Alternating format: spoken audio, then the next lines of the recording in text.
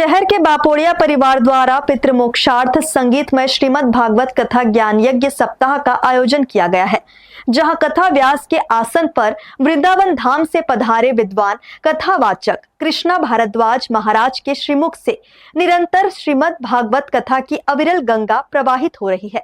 श्रीमद् भागवत कथा ज्ञान यज्ञ सप्ताह के दौरान हर दिन बड़ी तादाद में श्रद्धालु पहुंचकर श्रद्धा और उल्लास के साथ भागवत कथा का रसपान कर रहे हैं। सत्य को जानने के बाद चित्त में बसा लिया, अपने हृदय इस हार्ट में बसा लिया, फिर प्यारे उसका जीवन दुखमय नहीं रहता, वो हर वक्त आनंदित रहता है, वो आनंद में डूबा रहता है।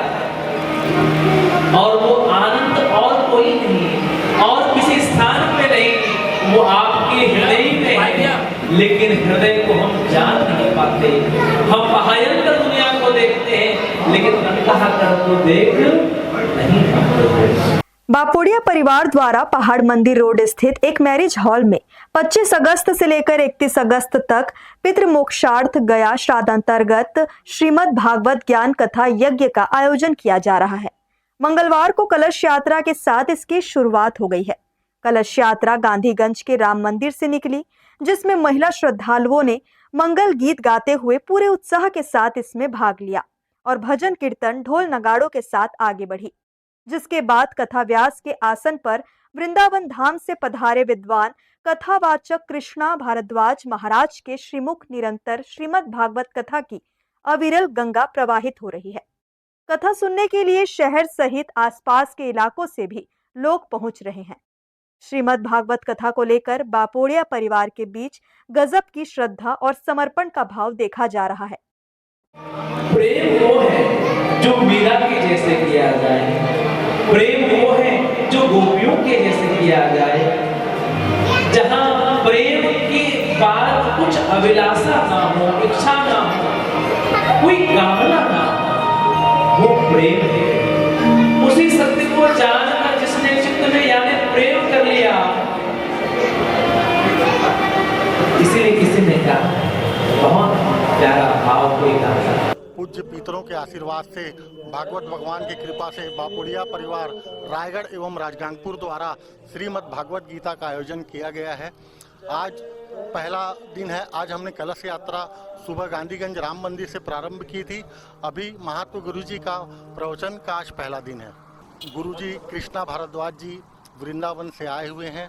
उनके श्री मधुर वाणी से आज हम भागवत कथा का रसपान करेंगे। अन्य प्रतिदिन अलग अलग कार्यक्रम है। एक दिन कृष्ण जन्म, रुक्मणी विवाह, ऐसे अन्य कार्यक्रम भी हैं। अंत में 24 सितंबर को हमने भव्य भंडारा रखा है महाप्रसाद के रूप में। ऐसा अद्भुत श्लोक है, सच्चित आनंद, सच्चित और आनंद। पहले श्लोक में कहा, पहला शब्द कह रहे हैं कि सत्य क्या है।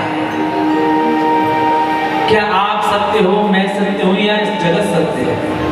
तो कहा जगत सत्य नहीं हो सकता। बोले क्यों?